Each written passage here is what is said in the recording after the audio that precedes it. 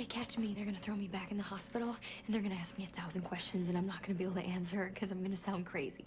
Okay, they're gonna stand there with their notepads, and they're gonna make me take all these pills, and when I refuse, that'll make me seem even crazier. Meanwhile, Molly is gonna be dead, buried at the bottom of some hole in Forest Park.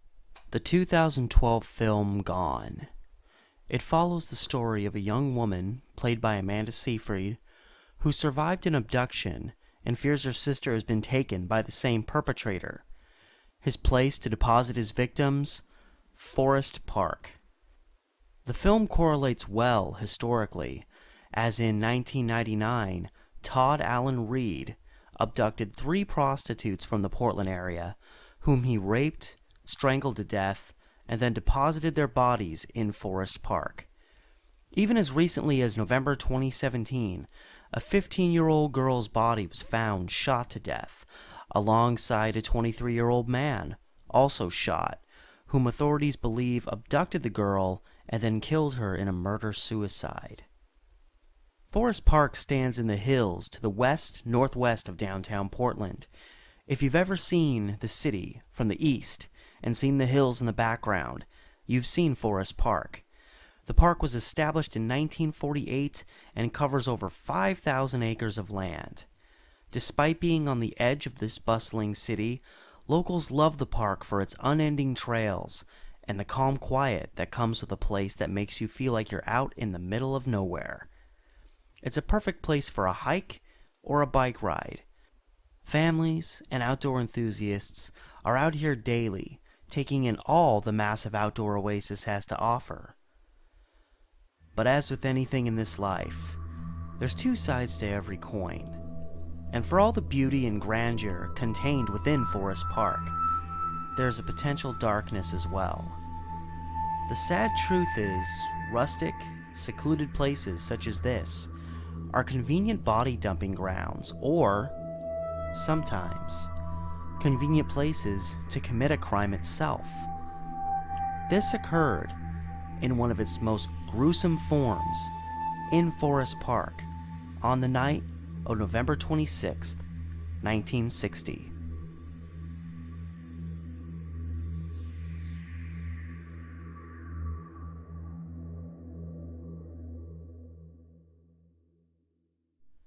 It was Thanksgiving weekend, and 19-year-old Beverly Allen, a student at Washington State University, was in town to visit her boyfriend, 19-year-old Portland State student Larry Peyton.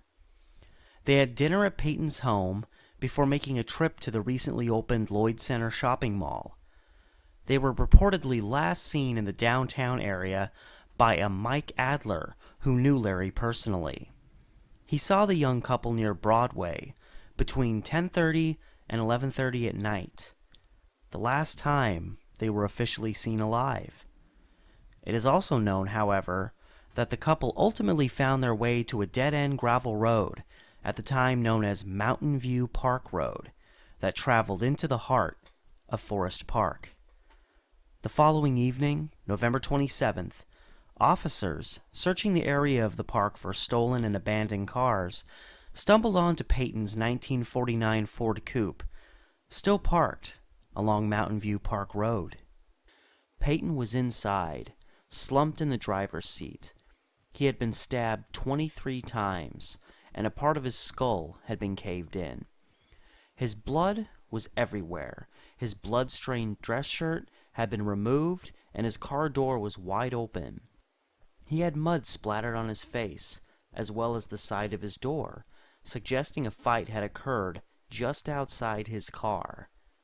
His wallet, as well as Allen's purse, were still in the vehicle, showing that this was not a robbery gone wrong. A small penknife was found on the hood of the vehicle. It's still unknown how the knife got there, but it is known the county sheriff had rummaged through the vehicle before the real investigation began, meaning the crime scene had been corrupted from the very beginning. A black wool men's sock was also found at the scene, 8 feet from the driver's side of the vehicle. A 1.5 feet of green nylon cord was found in the street behind the vehicle. And finally, there was a bullet hole in the front windshield of the car, towards the passenger side and a few inches above its base. But there was no bullets or shell casings to be found at that time. That wasn't all that was missing, however. Beverly Allen was also nowhere to be found. This brutal assault was destined to go down as one of Portland's greatest unsolved murders. The murder was clearly the act of a crazed individual who, with the disappearance of Allen, likely had a sexual motive of some kind. The crime scene had already been compromised, and there was little to go on the outset. The sock and the cord were a total mystery, and the knife that was found there was found to belong to a John Town, one of the crime's early suspects, but it was not involved in the stabbing. Town had known Payton for years and could not explain how his knife ended up at the crime scene. Town represented very much the focus of the police's early investigation. Larry Peyton was small and bespectacled, but had an aggressive streak in him. He'd had many altercations with young toughs and frequented parties with these same types of people. And there just happened to be a big party going on at a little house on Thompson Road, less than 4 miles away, the night he was killed. But before stretching out to places down the road, the police had to focus on those closest to the murder scene. After all, there had been at least one gunshot and presumably a scuffle with yells and screams from Payton dying and Allen being taken away, presumably against her will, from the scene. Arthur Binford was in the same area when the murder happened, also entertaining a young woman. He said they were roughly 50 yards away from the murder site. They had been on the site before Payton and Allen's arrival and were there till at least 2 a.m. The time of the attack is approximated to have occurred between 12:30 and 1 a.m. Binford only recalled seeing 2 vehicles pass by during all that time. One passed before 12:30, and the other passed around 1:30, reportedly carrying 2 men and 1 woman. But Binford didn't hear any sounds from the attack. The Voss household, nearby, was approached by authorities, and the children of the home had been watching TV until approximately 1:30 a.m. They didn't hear anything but their dogs barking, which was a common occurrence. Then there was the Crawl residence at 1300 Northwest 53rd Drive. This was the closest home to the murder scene. Irving Crawl, 59, was determined to not be home when the murders took place, and his wife reportedly only heard their dogs barking as well, but no sounds of the attack. With little help from locals, the rest of the populace wasn't much more helpful. Multiple unfounded tips came in, lots from those already serving time and looking to cut a deal. John Town was dismissed as a suspect when his parents said he had been in Seattle visiting them during Thanksgiving weekend. An alibi, only supported by his parents, kept some suspicion on Town, who reportedly had a violent streak in him and was reported as being a sexual deviant, and the police believed there may have been a sexual motive, again, to these killings, with the male Payton being killed and Allen being taken away, presumably alive. Town had earlier in his life been charged with exposing himself to his neighbor, and he'd been arrested for making lewd calls to women as well. A former friend of his, Omar Knowles, called him a sexual psycho, and even believed Town had been having sexual relations with his own mother. Even by 1964, Town was still considered a primary suspect. In December 1961, Thelma Richardson reported to the police that her sister-in-law, living in Northwest Portland, had found a switchblade on top of a cupboard with dried blood on it. The sister-in-law also felt the knife could only have belonged to one of 3 people who had roomed there, but likely had been involved in this murder. These three that had roomed there left Portland shortly after the murders occurred. They were ultimately traced to Los Angeles, and when detectives found them, one of them, a Billy Mock, admitted to owning the knife, but not knowing how blood got on it. It was later found that these three had fled Portland not to escape a crime, but to evade bill collectors. They were determined to not be connected to the murder whatsoever. Much later, in the spring of 1962, a woman, Barbara Blackwell, would be pulled over by police in southeast Portland. On the side of the road, Barbara would tell the officer that she believed her husband, Arnold Blackwell, was Payton and Allen's killer. When the couple had lived in Great Falls, Montana in 1956, while Arnold was stationed there at an Air Force base, a young couple was found dead there. The woman had even been removed from the car and left down a hill, seemingly similar to Beverly Allen.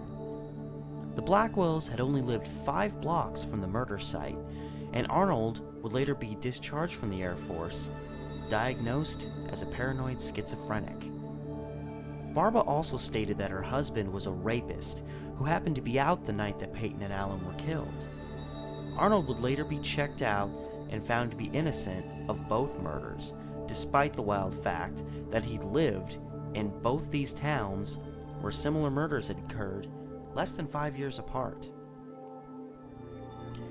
With tips like this coming in, the trail began running cold, but that was when a major shift happened in the case. On January 9th, 1961, 6 weeks after Larry Peyton was found dead, highway maintenance employees found the body of a dead woman in a ravine, dressed only in pants and wearing one shoe.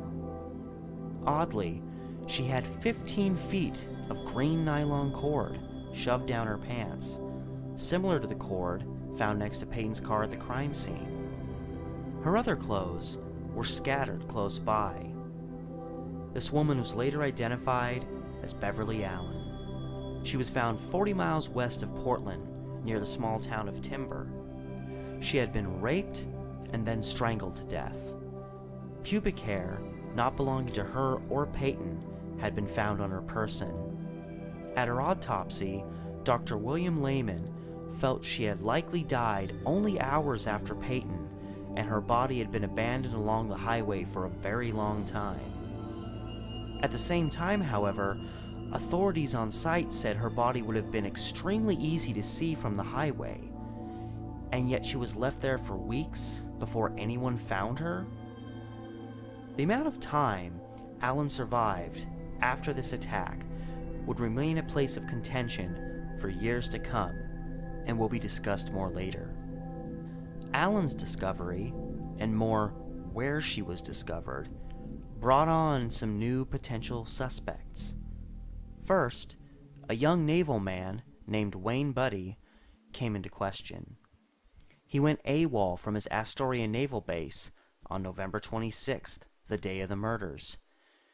Had Buddy been traveling to Portland from the coast, he may have gone down Highway 26, passing in close proximity of the murder site and right past where Allen's body was found. However, Buddy wouldn't be found for a long time. He would ultimately be discovered in the woods, blown to pieces by explosives in an apparent suicide over losing his fiancée. He was crossed off the list. More suspicious, a resident of Buxton, 7 miles from the Allen discovery site, Louis Forrest, was seen stopped along the highway right at that location. When police questioned him, Forrest said he'd been out there cougar hunting with his dogs. Intriguing enough, Forrest's brothers-in-law, Dave and Darrell Gamrath, had extensive criminal records and had been partying at the Skyview Barn Dance, not far from the Payton murder site. Some theorized the brothers may have committed the murder, while Forrest assisted in getting rid of Allen's body. Alas, there was nothing else beyond speculation and Forrest's convenient placement along Highway 26 to show that these men were involved. By the summer of 1961, the now double murder was still unsolved, the public still unsatisfied. Then, in June, the dismembered remains of a young woman, Joan Caudill, were found in 2 locations of southeast Portland. Some felt the Payton Allen murderer had struck again, and would continue to do so until captured. Caudill was ultimately found to be the first murder victim of serial killer Richard Marquette. In what may have been a break in the Payton Allen case, it was quickly established that Marquette was not their killer. More wild tips, more dead ends. But that was seemingly about to change. In a mix of tips from those in the pen, the next one to have a story to tell was Louis Calcagno, serving time in the Rocky Butte jail on rape charges. A week before the murders, Calcagno said that he had been working with a man he could only remember as being named George, in ripping off a drug dealer. They met on November 27th, the day after the murders. George showed up with blood on him, claiming he had a fight in the Skyline area and killed a guy. Calcagno later passed a polygraph test. In addition to the name George, Calcagno felt his last name started with the letter C. During a major manhunt, the police discovered a George Claflin working in the crab trade on the Oregon coast, who somewhat matched the description given by Calcagno. However, Claflin's boss said that he had been at work at the time of the murders. But this was not the end of the Louis Calcagno story. Like him, William Holloway, another with a criminal record, reported to the authorities that he knew someone who admitted involvement in these killings. This man was named Lee Roberts, and when Holloway was released from jail 2 days after the Payton murder, he met up with Roberts and felt he bore some responsibility. Move ahead to December 1964. A Clackamas County inmate named Eugene Simmons turned the tables, telling authorities that Holloway was directly involved in the killing and that he did it with a man named Ted Clark. Simmons had another major revelation to reveal.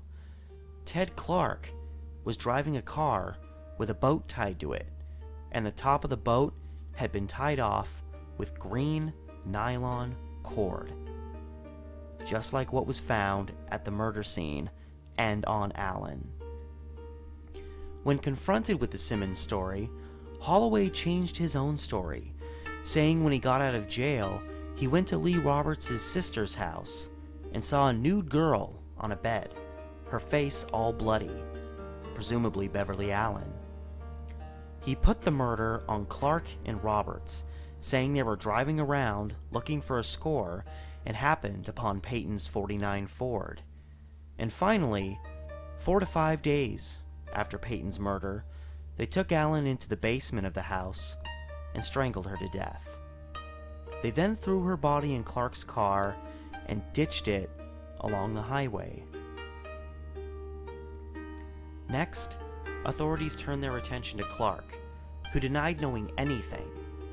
But what's interesting is the letter that his last name started with, a C.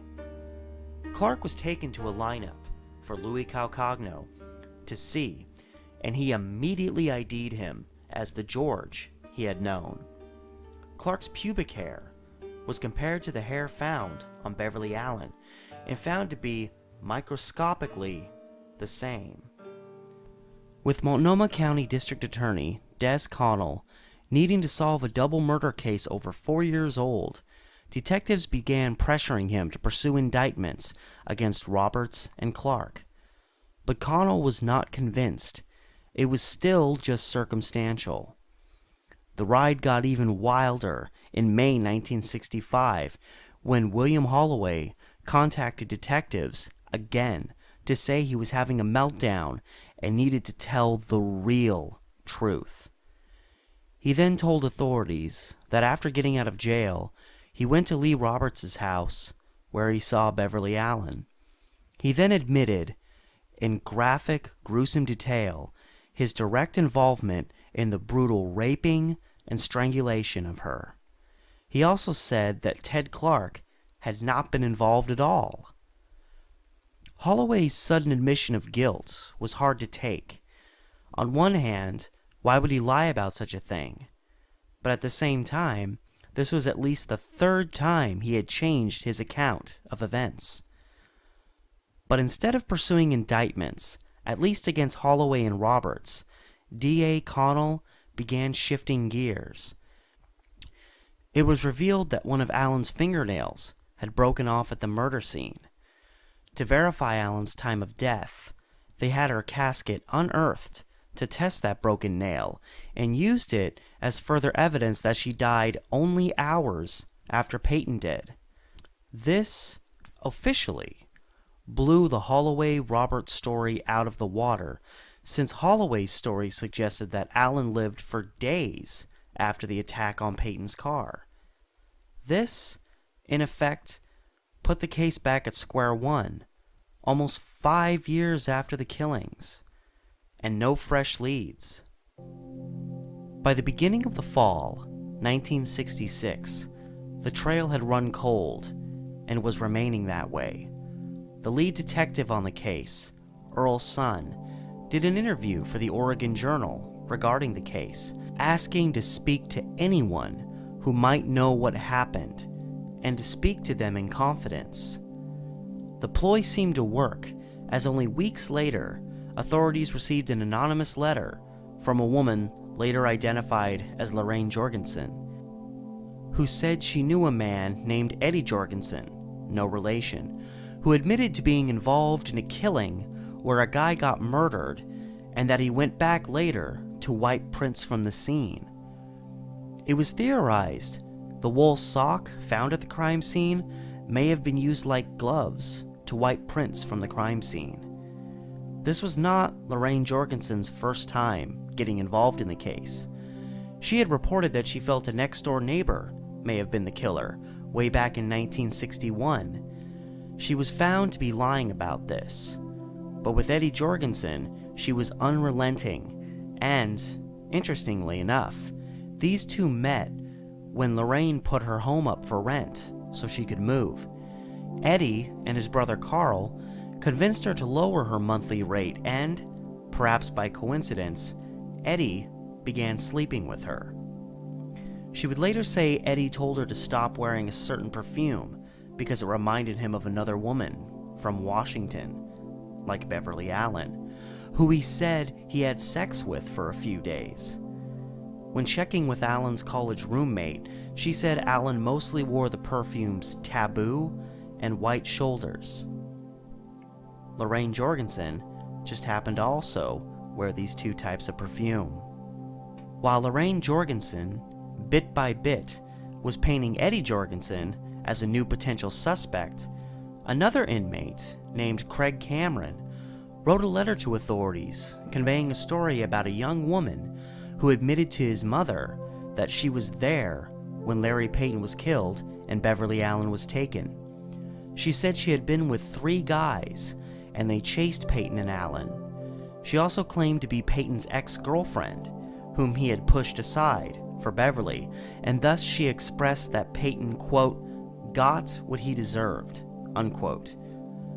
Cameron couldn't remember her name, but remembered her friend as being named Linda Carlisle. Checking in on Carlisle, the authorities found another troubled youth who had been mixed up in a botched golf course robbery with 3 others. It was found that the drunken youth behind the wheel of this botched robbery was a woman named Nikki Salick. Authorities went to visit this one-time troublemaker, who by then was married and went by the name Nikki Essex. She had no memory of being at the murder site or telling anyone that she had been. But she immediately became fearful that she had been there and had perhaps blocked out her memory. What would follow from this would be one of the most ethically questionable efforts to find the truth of an unsolved crime in the history of Portland law enforcement. Essex would be put under hypnosis repeatedly, sometimes after taking a dose of sodium pentothal, to try and recover her, quote, memory. Still, she struggled to recall anything, but gradually, so it seems, she began to recover bits and pieces. She eventually recalled being with Eddie and Carl Jorgensen, as well as another local tough from the area named Robert Brahm. Then, she eventually gathered bits and pieces in regards to seeing Payton and Allen. But even as she was under hypnotism, she would question if she was just imagining these memories, or perhaps even creating them because they didn't actually happen. Essex's eyeglasses had also been found near the crime scene, and up until hypnotism, she'd said that she had lost them weeks before the murders.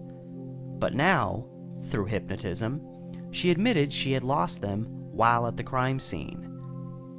Finally, Essex ultimately recovered, presumably enough of her memory, to put the experience back together. But just as in the Holloway Roberts case, there was still no solid evidence. When D.A. Caudill said he needed more before pursuing charges against Brahm and the Jorgensen brothers, he conveniently got what he wanted: some physical evidence. The night of the murder, Linda Carlisle said she had stayed the night at a friend's house. Later, the sister of that friend, a Jackie Zimmer, would state that when her sister returned from a Christmas trip later on, she found her place had been broken into and trashed as though a party had been thrown in her absence. It was established a big party had in fact been thrown there around Christmas time, with lots of the usual party characters, like Robert Brahm, being there. After this party, a handgun was ultimately found left in a pail in the home. The gun was turned over to authorities, but they still didn't have any proof that it was involved in the murders. Then, seemingly out of nowhere, a .32 caliber shell was found stashed in evidence that, according to records, had been found some 20 feet behind Larry Peyton's car. The shell was checked against the gun, and it was reportedly a match. Physical evidence. D.A. Caudill finally had what he had been waiting for years to obtain. On August 19th, 1968, Robert Brahm and Eddie and Carl Jorgensen were arrested, all on 2 counts of first-degree murder. While it seemed like the prosecution finally had a solid case, the 3 trials for each individual were in fact a farce. The prosecution relied almost exclusively on the testimony of Nicky Essex and Lorraine Jorgensen. Essex's whole memory seemed to be more an implant than an actual honest-to-goodness recollection, and Lorraine Jorgensen was known to be emotionally unstable. In fact, when this aspect of her persona came into question while on the stand, Lorraine Jorgensen suddenly and conveniently fainted and was dismissed from the stand. Taken to the hospital, she was found to be just fine. Eddie Jorgensen's trial came first. With an inexperienced defense attorney, he never had a chance and was found guilty of the 2 counts.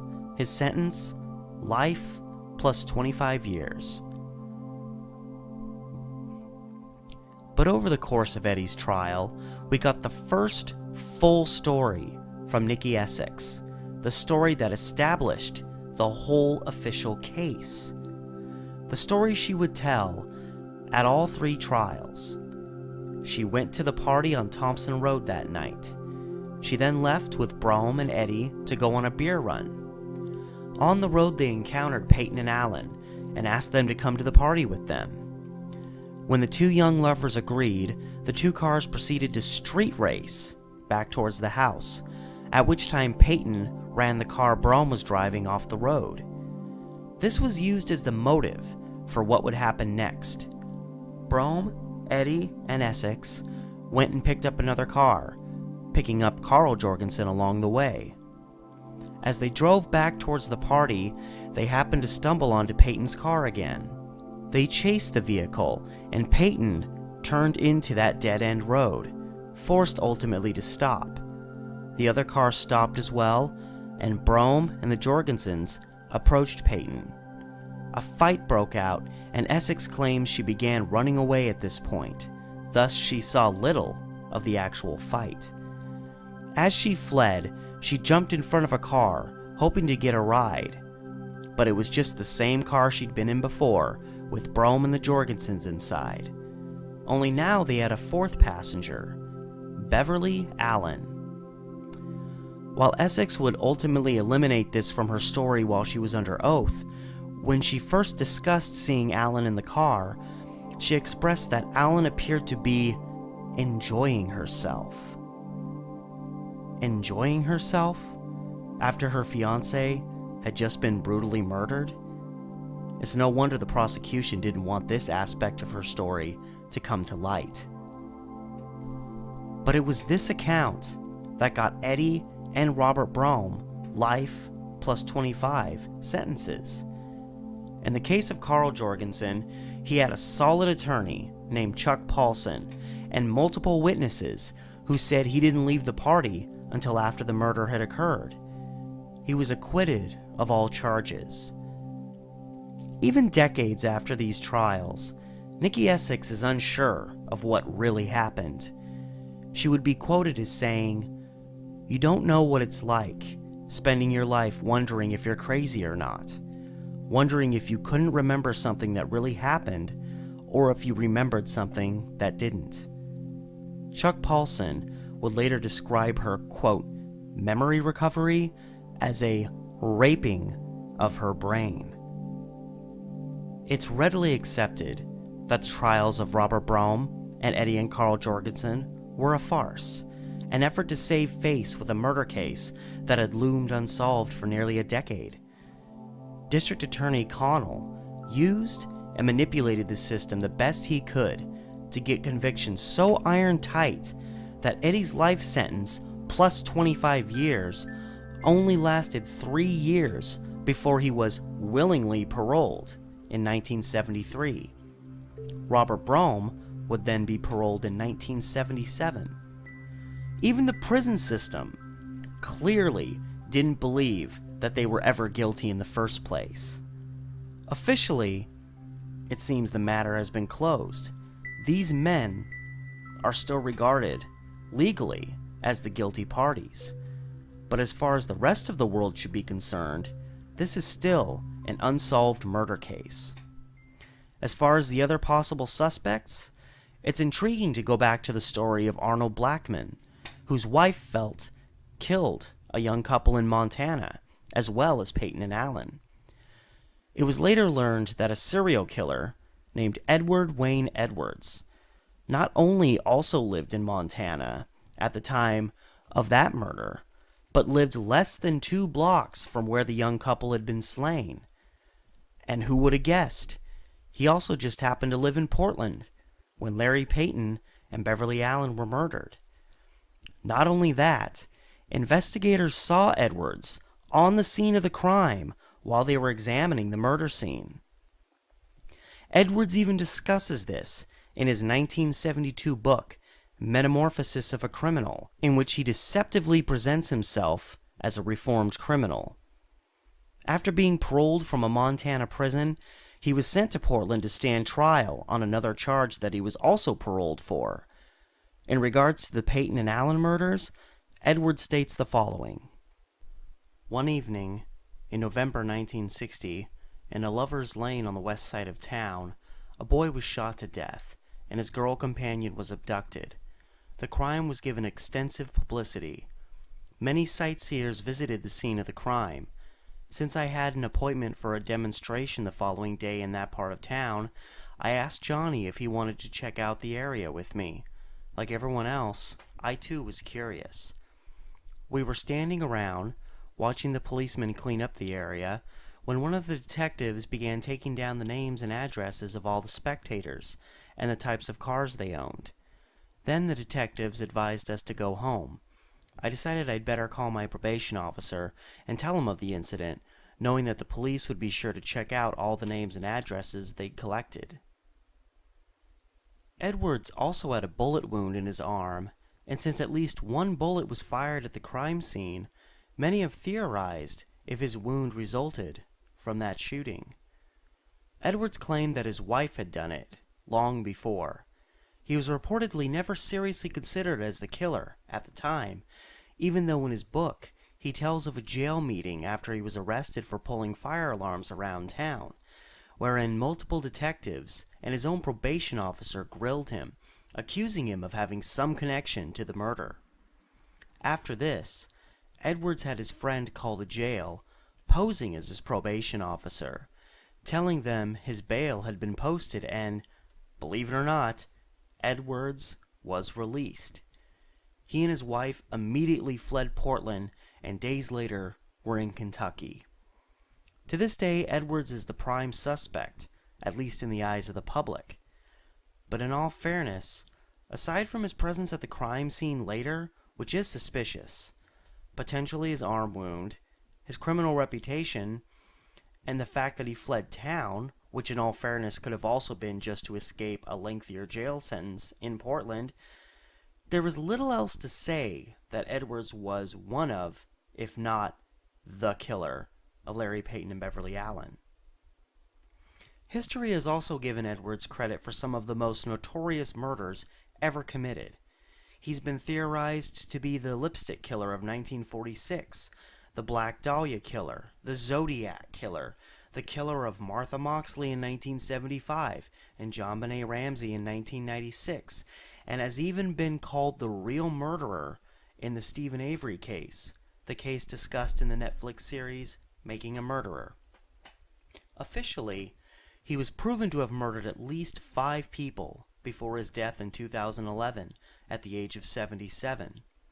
So this man was a serial killer, and it is worthy to note that in 2 of his known killings, in 1977 and 1980, he had murdered couples parked in their cars, much like in the case of Larry Peyton and Beverly Allen. Edwards is definitely a possibility, along with the fact that he was definitely in Portland at the time of the killings. However, it's not a certainty, and practically everyone today believes the trials of Robert Braum and Eddie and Carl Jorgensen were a farce to say the least, just to try and solve the case and get convictions out of it. This means that, to this day, the murders of Larry Peyton and Beverly Allen are technically unsolved.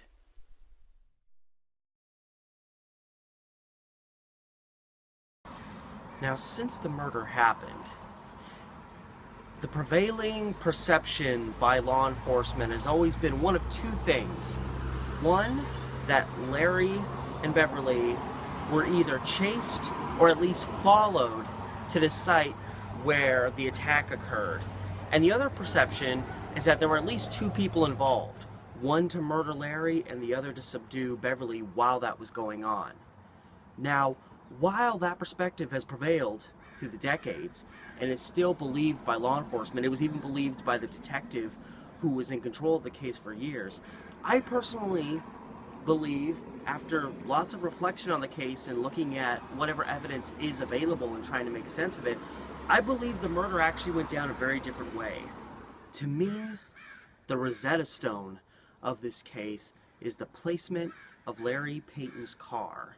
Now, if you look at crime pictures, you'll see that his car is parked up against a landmass, almost a natural abutment. This means that after pulling in to Mountain View Park Road, he had actually turned a 180 and was parked facing back the way they came, because if you're going that direction, the abutment is on this side. This tells me that Larry and Beverly had no reason to believe that they were being pursued and that they were simply trying to find a private place to have a romantic time together. And it's very common for car people, and by all accounts, Larry was very into his car and working onto it. It's a very car person thing to do, to, instead of just pulling in and parking, you pull around and make it easier to leave when you're all done. It's essentially the same concept as backing into a parking space when you arrive somewhere instead of just pulling forward into it. Then when you have to leave later, it's an easier exit. There's nothing about that suggests that they were chased down the road. If he's being, chased down this dirt road, for what reason would he be turned and facing the other way if he's trying to get away? The only logistic thing that you can come up with is that most of the way down the road, he wanted to pull a sharp turn and possibly go back and sneak past the car that was chasing them before they could be stopped. The key question then is, why would he have just stopped on the side of the road there? The only reason he would is if the pursuing vehicle had maybe skid to a stop and cut him off. However, if you look at images of the scene immediately after the crime and you look at the dirt on the road, there's no signs of severe skid marks, a car coming in sideways, to block off the road, anything like that. So there's no evidence that anything like that happened. It seems beyond any other, wild theories one may come up with, that Larry and Beverly went to that spot. They saw that it was a gravel road, likely a dead-end road going into Forest Park. They knew it would be secluded. They knew they would have privacy, and that's why they went that way. It had nothing to do with them being chased. And logistically, if they were being chased and they end up on 53rd Drive, which is a main paved road, why in the world would Larry Peyton turn off onto a side road that dead ends if his whole entire purpose in going that direction is to get away from someone? Either Larry Peyton knew this route, which means he would know that it was a dead end back in 1960, which means he wouldn't go that way, or he didn't know the route, which means he didn't know where it would lead to, which means he wouldn't go that way. And while I don't believe they were actually physically chased to that scene, which is the theory put forward in the trials against Robert Brahm and the Jorgensen brothers, I also don't believe that they were being followed in general by someone who was just kind of tracking with them. And the reason for this is, how would the person following them know that this couple, these two people specifically, are going to go down a dead-end road to achieve a lover's lane type scenario? The only way they would know is if they got that information directly from Larry and Beverly, which means they would have had to encounter this person at some point and apparently do something to piss this person off to the point that they would track with them to where they were going and then kill them. And the problem with that is, if Larry and Beverly are planning on going to a secluded spot to have a romantic time alone, why would they give someone such specific details as to where they're going if the whole objective of them going to that spot is they want to be alone with nobody there to bother them? It seems incredibly unlikely that they would have given details that specific to some random person that they encountered. However, that would really be necessary if someone was just going to track with them where they were going, because why would you just follow a young couple in a vehicle if you have no idea where they're going? Killers like that, track the people they want to kill. They murder victims of opportunity, and sure, once they were in that secluded spot, Larry Peyton and Beverly Allen were victims of opportunity, but while they're out on the road, they're just a couple driving around. How would somebody following them not know that maybe they're just going to a restaurant, or maybe he's taking Beverly home? How would they know exactly what was going to happen? So it seems incredibly unlikely that someone would even be tracking with them. This leads to my theory as to what happened, which is, I personally believe whoever killed Larry and abducted and later killed Beverly Allen was someone who either lived in the vicinity of Mountain View Park Road back then, or it was at least somebody very familiar to the area who knew those back roads and knew what went on in that area. It's important to remember that this specific area was a haven for all these young people, including the types of people that ultimately got in trouble and went on trial for this case. They would go into Forest Park and they'd have wild parties, they'd get drunk together, lover's lane type stuff like that was happening all the time. These young couples going up into the hills of the park and on these side streets to go, do what they wanted to do. And I honestly think somebody in that vicinity was I'm sure people all over that area were super fed up of these young people going out there and doing this. And someone saw Larry and Beverly, two young people in a car going down a dead-end dirt road into a secluded park. What would you think they were going to do? And this individual, whoever the person was, decided to follow them up that road. If anything, to tell them, hey, I'm sick of you kids coming out here and doing this crap. Turn your car on, get out of here. And when they arrived on the scene, interrupting this romantic time between Larry and Beverly, Larry, who again was kind of a hothead, it would not surprise me if he would have opened his door and stepped out and gotten confrontational with this guy. He's telling them to take off. Larry says, hey buddy, why don't you mind your own business and get out of here? This escalation goes from, merely a verbal exchange, maybe there's some pushing happening, it gets a little bit more physical, and this guy who goes up to confront them has a knife on him, a protective type weapon. He pulls it out, threatens Larry with it. Larry goes to his car, perhaps to get a firearm. Now, multiple people who knew Larry said that he owned a handgun, and one of his close friends said that Larry told him personally that he kept a gun under the driver's seat of his car. So Larry goes to his car to pull his gun out, not necessarily to shoot the guy, but if this guy's going to threaten him with a knife, Larry's going to get a better thing, pull a gun out and threaten him with the gun. So the killer sees Larry going down to grab a weapon, probably presumes it's a gun, and both out of a mix of rage and potentially the desire to, fight for survival if this guy's going to pull a gun and shoot him, and he immediately attacks Larry, and Larry's crouched down like this trying to grab his gun, so he's coming in from above and stabbing him however he can. And I theorize that Larry gets a hand on his gun, and while he's getting stabbed and attacked, he's going to suddenly be in a, fight for his life situation. So he fires the gun, in this kind of a direction while he's being attacked. That makes for the bullet hole that occurred in the passenger side window of his car. And, once a shot goes off, this guy's still stabbing him, and that's how you can kind of get an explanation for why there were so many stabs on Larry's body, without it necessarily being a wild serial killer that just went out there, walked up to the car, and just started stabbing him. We also have to keep in consideration the fact that Larry had a massive fracture in his skull. Now, if he's down here, struggling, and the killer's coming in from above, he could have taken the base of that knife, whatever kind of a knife it was, and, while he's stabbing, he could have struck him very firmly in the head, hard enough to crack his bone. And Larry, as he's bleeding out, he drops the gun. The killer quickly grabs the gun and pulls it away because Larry can maybe get his hands back on it. And what if Beverly Allen gets a hold of the gun? So he quickly grabs the gun and gets it away. That can explain why there was no gun found at the crime scene. At least in all the information I've looked at, there was no mention of a gun found at the crime scene. But we have a bullet hole in the windshield, we have a bullet that's never found, and a shell casing that's found behind the vehicle, which... that was one of my biggest contentions. Even for a while, it made me think that maybe the murder happened elsewhere and then the bodies were transplanted here, because how do you have a bullet going out the front windshield with a shell casing found in the back? Well, I personally believe, if Larry is shooting upward and out the window, it's likely that bullet just vanished in the deep recesses of this massive forest park. It could have landed anywhere in a portion of the park that's untraveled. It would have taken probably months to even find this bullet.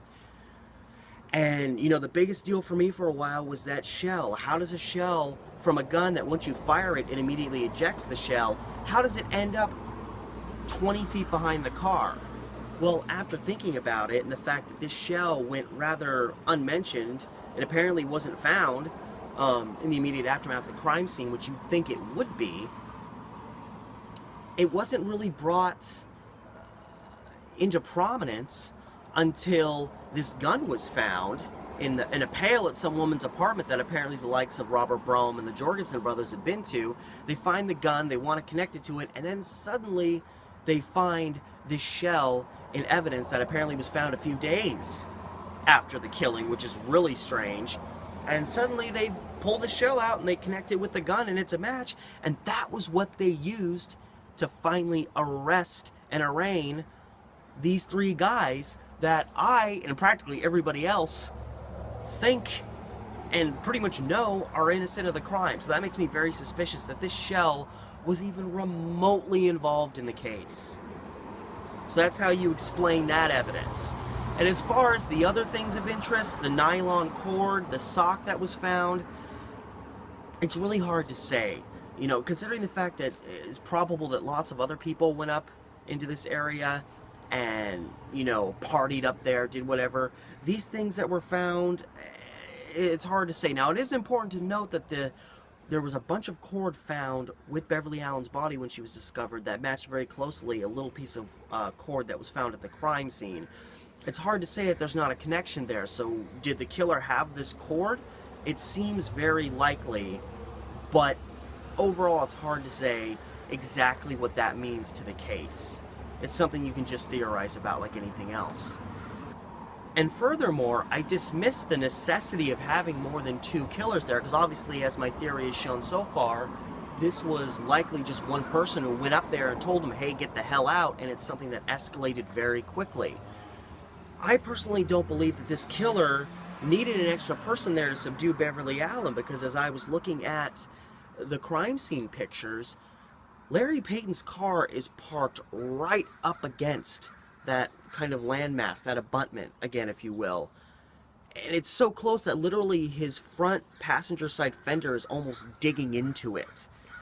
Because of that, there was likely only, you know, maybe this much space between the passenger side door and that abutment coming up, which leads me to believe that if Beverly Allen wanted to escape out the passenger side door, which she would have had to because the murder's happening right here to her left, she could have tried to get that door open. I don't think she would have gotten it. I think she could have maybe gotten the door open like that far, and she would not have been able to escape that way. She would have literally had to sit there screaming and struggling like insane as she's watching the love of her life getting murdered, and there's no way for her to get away.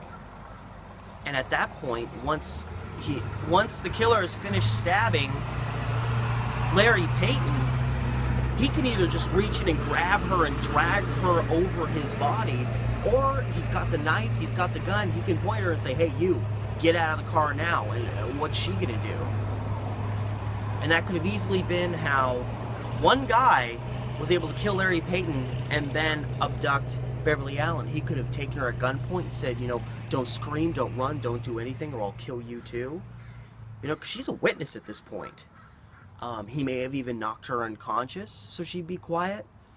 And this brings us back to the story of Irving Crawl, who I discussed earlier, who was dismissed as a possible suspect because, as he claimed, he was in Eastern Oregon when the murders happened. Crawl's house along 53rd Drive was the closest residence to the murder scene. And essentially what Crawl used to justify his alibi was he apparently presented receipts that showed that he was out Eastern Oregon way. Now, if you look at receipts from back in the 1960s, it's not like it is today where it's, you know, a computer printing it out and it has, you know, the exact time and date and all that stuff on it. That stuff was all done by hand. It would have been incredibly easy to forge or, you know, misrepresent receipts to show that you were somewhere that you weren't. He also claimed that he had a woman traveling with him who justified his story and was like, oh yeah, I was out traveling with him. However, this Crow guy, and again, I'm not saying he's the murderer, I'm just theorizing that he could possibly be the guy because I don't feel like his alibi is that airtight. He could have easily threatened this woman. Now, why do I say that? I say that because Irving Crawl had a history, literally a criminal record. He was a sex offender.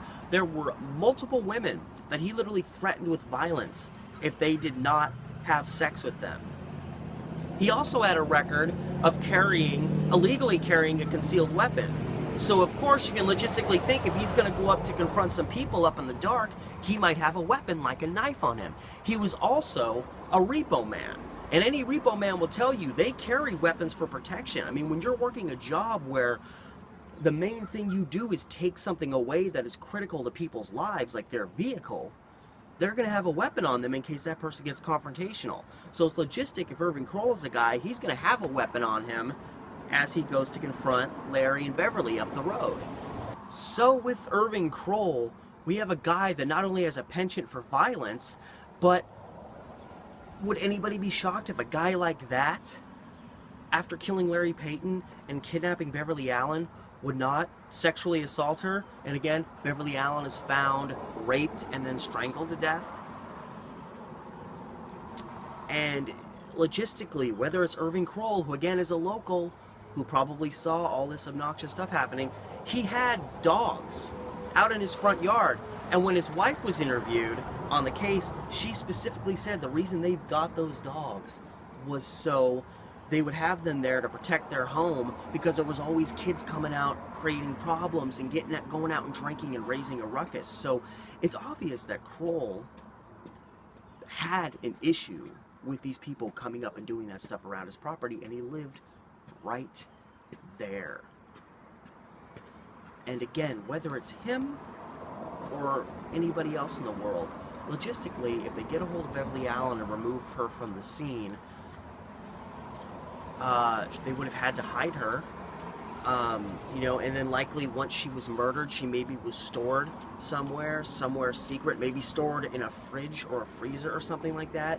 People who have murdered, whether they're serial killers or someone who just committed one murder, they will put bodies in, you know, a large freezer or something like that, and you keep her hidden away until the heat dies down, and then after a few weeks, you take her out and get rid of her. You take her out 40 miles west of Portland and deposit her elsewhere, so maybe people think somebody from somewhere else did it instead of you, someone who lives right in that area. And it almost worked, because the moment her body was found, there's this guy, Forrest guy, who claims he's out cougar hunting, and he got a lot of attention focused on him just because he happened to be in that area.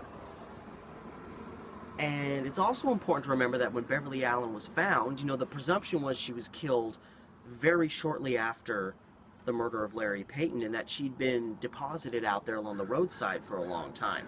Now, I referenced that she was in a place that was very easy to see by anybody passing by, so it's very unlikely that she'd been there for a long time. On top of that, when she was discovered, authorities were shocked to notice that she was not in anywhere near as an advanced stage of decomposition as she should have been had she been left out there in the elements for several weeks. Aside from some kind of facial deconstruction, her body was still almost intact, which suggests she was put somewhere like a freezer and kept cold and almost in a makeshift mummified state.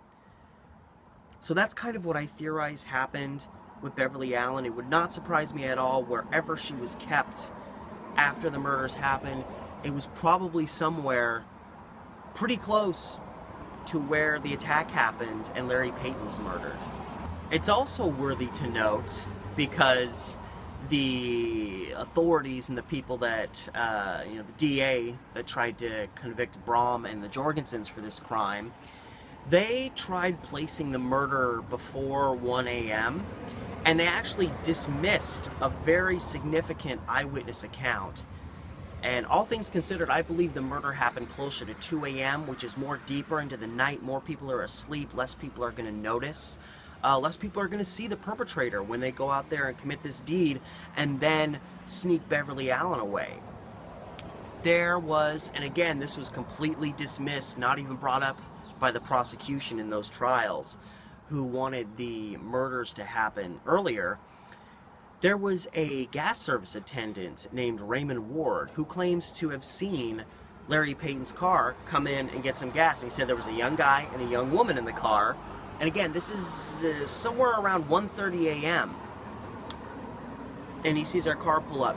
And his detailed account was so much that he even said that he noticed the name Gabriel etched onto the side of the car, which, as you've probably seen in pictures I've shown of the crime scene already, the word, or the name, Gabriel, is etched on Larry Peyton's car right next to the driver's side door. Ward also said that the car had a loose-fitting gas cap. And when authorities looked over the car right after the murder, they also mentioned that the car happened to have a loose-fitting gas cap. Of course, when these trials came along years later, authorities shifted and reversed that, and then suddenly when asked about it, they said, oh no, it was a tight-fitting gas cap. Yeah, fit just fine. So I think that's a bunch of nonsense that was put forward to create the notion that this crime happened earlier instead of later. There was a guy named Arthur Binford who said that he was also up there using the place as a lover's lane. And he said that he was parked only some 50 yards from where Larry Peyton and Beverly Allen were attacked. So probably right along the same stretch of road, just either further down or a little bit further back from where Larry's car was found. This guy only saw 2 cars pass through, neither of which was Larry's '49 Ford. And so it seems like one of the last cars they saw passed through around 1:30, 1:45, and then they left shortly after that. So it's likely they left, again, pushing 2 o'clock before Larry and Beverly even showed up. And if they were still there that late, why weren't they approached? If there was just some killer out there looking to, take out some Lover's Lane victims, why wasn't this guy attacked either? If he's right in probably almost literally within viewing distance of Larry's car, why did that guy go unnoticed? And why did he and his female companion never see Larry's car, never saw the murder take place, never heard the sounds of the gunshot going off and the screams of Larry as he's dying and the screams of Beverly watching it happen and being taken away? Odds are they left long before, or not long before, but before Larry and Beverly showed up, and thus there was essentially nobody really around, except for a few people that lived in houses, a couple hundred yards away, many of whom were probably fast asleep by that point, besides, of course, the one person who was kind of fed up and decided to go up the road and confront Larry and Beverly, a decision that ultimately led to one of the most heinous unsolved murders in the history of Portland.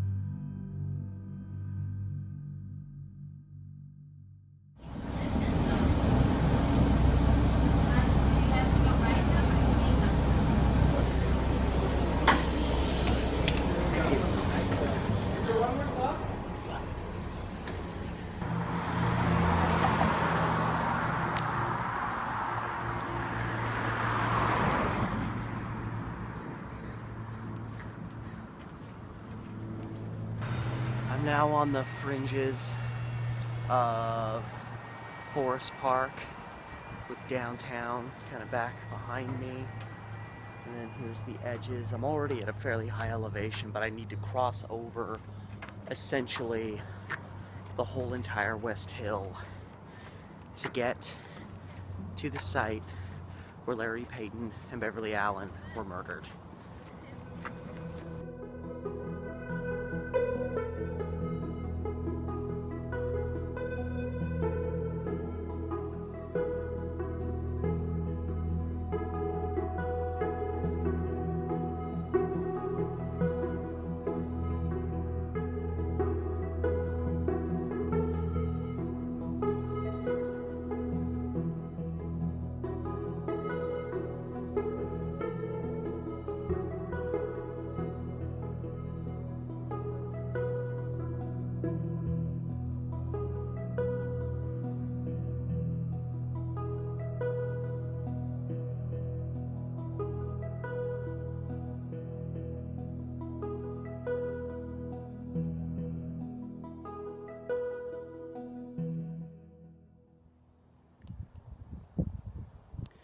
This here is the beginning of what is known as Holman Lane.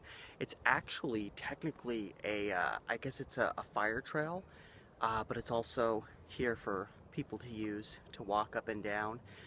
From what I've gathered from hiking park websites, this officially became a fire trail walking path during the early 90s, is what I've gathered. And it's, I think, a little less than a mile up the trail to 53rd Avenue in the vicinity of where Larry Peyton and Beverly Allen were murdered. Actually, the opposite, the other half, the half of this trail on the other end was known as Mountain View Park Road back in 1960. And if you look at any old documentation, newspaper articles regarding the Payton Allen murders, they refer to their vehicle as being turned off down a dirt road called Mountain View Park Road. And even on my little iPhone, the little map app you get with it, it still regards this stretch, even though it comes all the way from 53rd through Forest Park and comes out here in the Pearl District. It still shows that there's only like half the route there, like it's a dead-end road, because back in 1960, that's what it was. So I'm going to venture up this route now to the site where Larry Peyton was found stabbed and beaten to death, and where presumably his fiancée Beverly Allen was abducted from.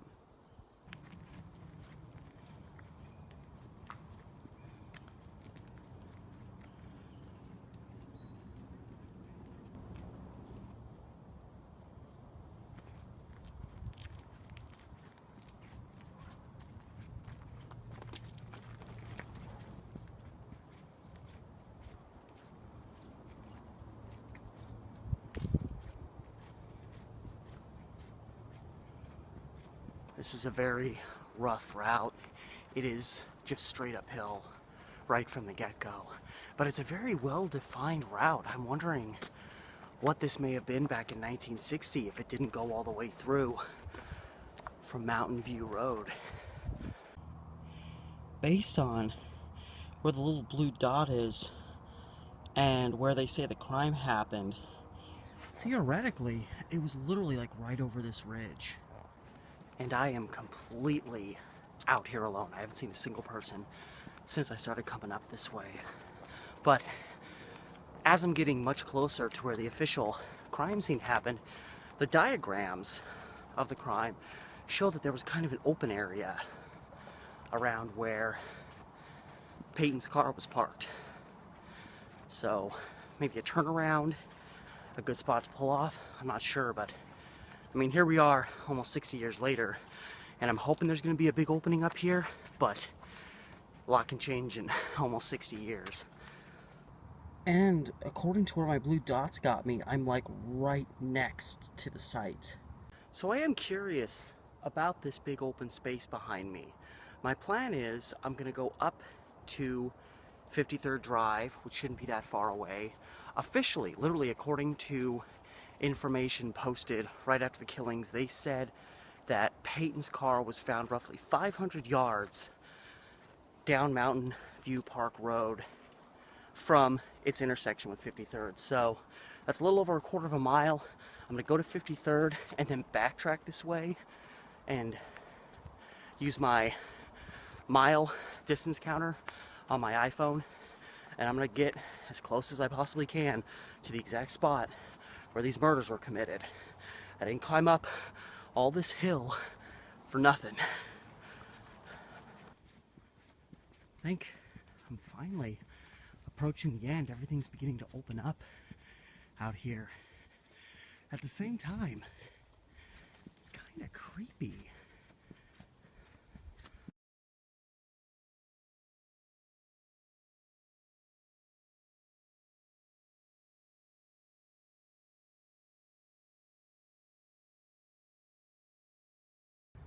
And as I'm filming along this route, and yeah, I can actually see there's Cornell. So 53rd is right over there. And then there's this random trail.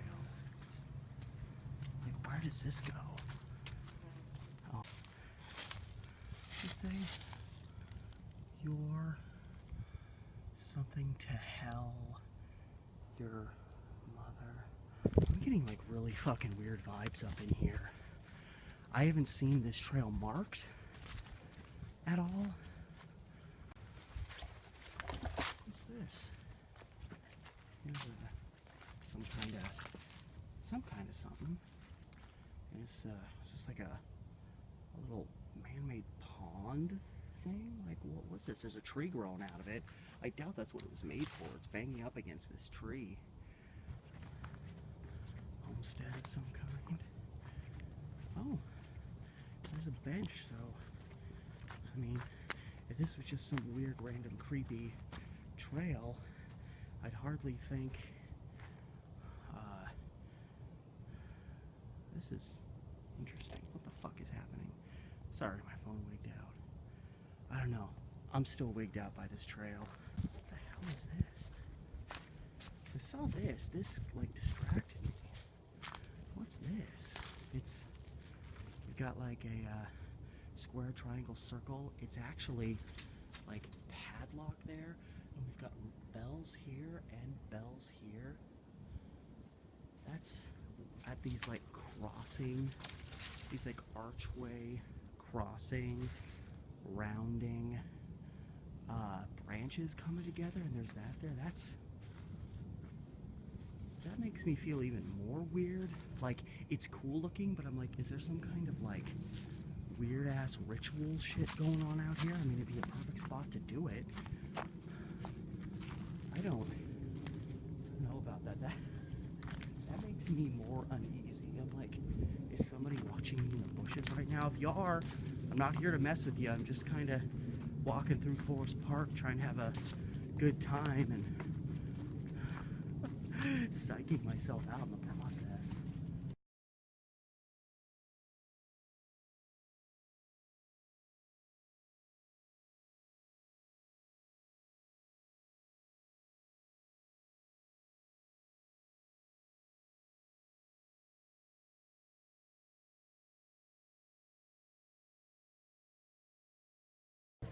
We are now coming to the head of this route.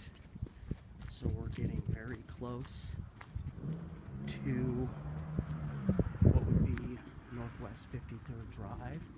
Here's the entryway to the route line, just like the other side when I first entered. So I can only hope or presume the entryway is right over this little ridge here.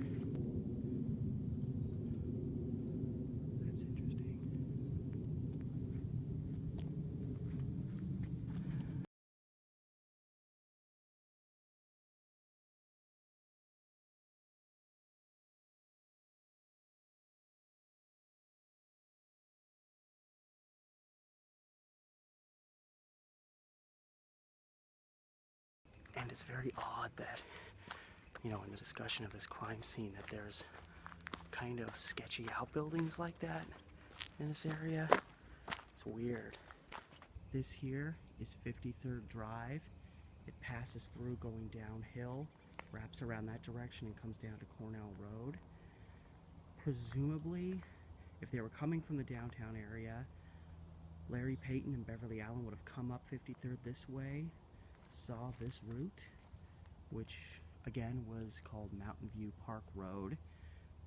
It was, you know, it's not paved today, so it obviously wasn't paved then, and they would have gone down this route, presumably to find a spot to be alone together. Now initially I thought, because I saw a photograph of a vehicle right at the start of the road, so I presumed they just pulled off to the side of the road and were visible from 53rd Drive. I later looked at the picture again and thought that looked more like the police car that was captured in another crime scene photo parked next to Payton's car. And when I looked at the diagram and news articles, it implied that it was further up, and news reports said that it was 500 yards up the road from 53rd. So I'm gonna backtrack that way.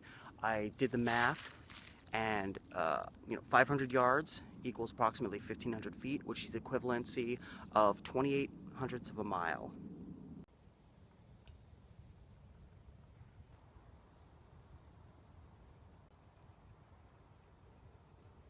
So we're here on the fringe of 53rd Avenue, literally right on the white line.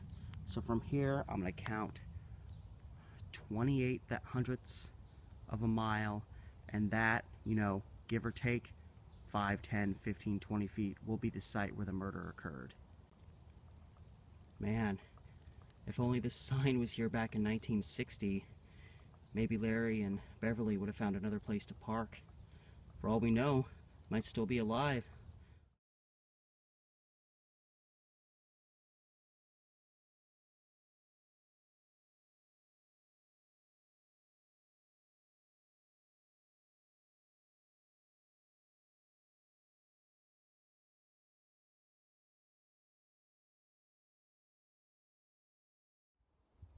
I am now standing almost to the footstep 500 yards down road from where this route meets up with 53rd Drive. This is presumably where the murders happened, and obviously somebody had to have been off by a little bit, I would assume, because it's literally this downhill incline. There's a tree here.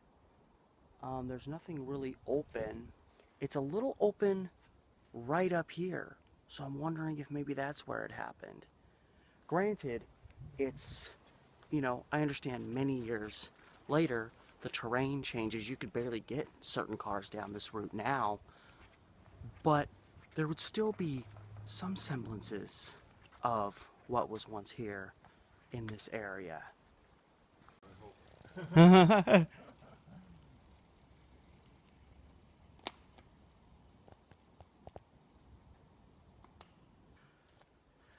That was interesting. That's a little bone chilling, considering the fact that I'm out here filming with the purpose that I am. This guy passed me up earlier going up the hill on his bicycle. He just came back, stopped, and was like, "Oh, doing some videoing?" I'm like, "Yeah." I didn't want to tell him what I was doing. I was like, "Oh, just filming around Forest Park."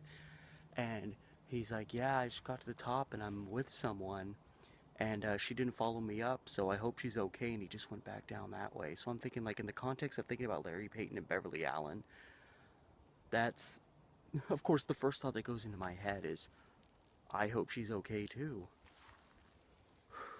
And I'm at the spot where the murder perceivably happened. That literally feeling chills on my shoulders. That was impeccable timing.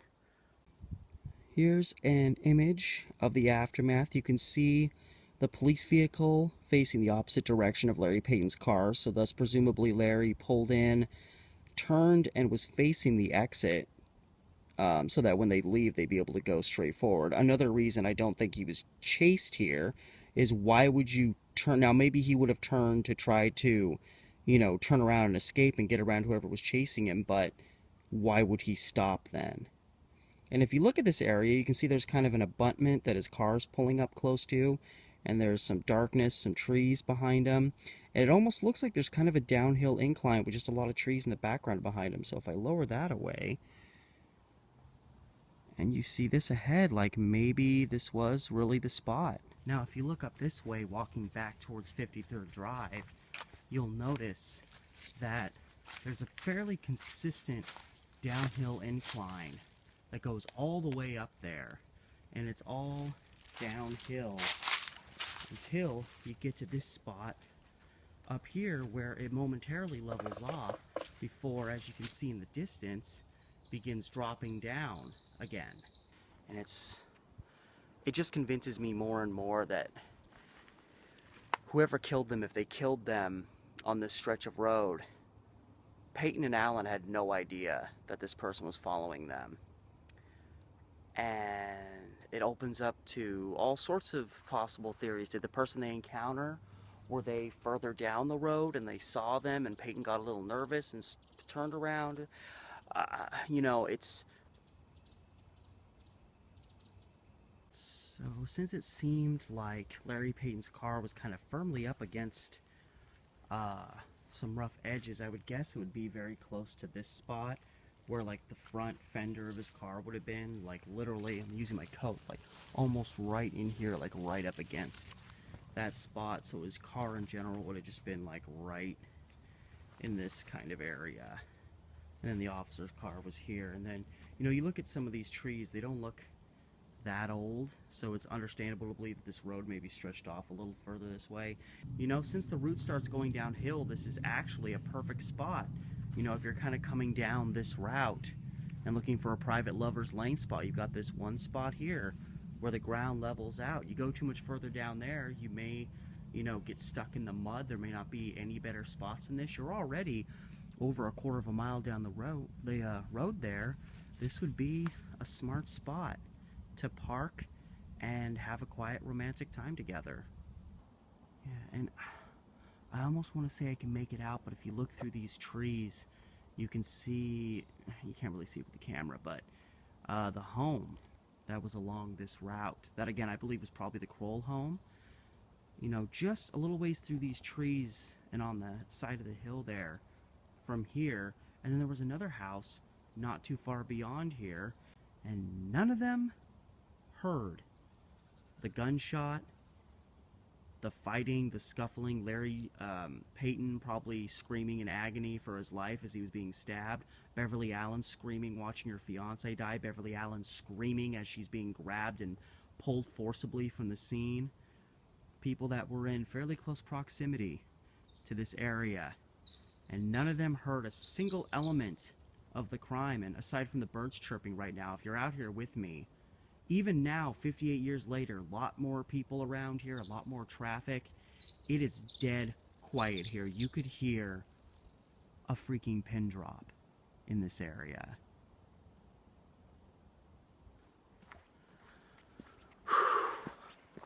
Well, as the younger generation likes to say, I am shook.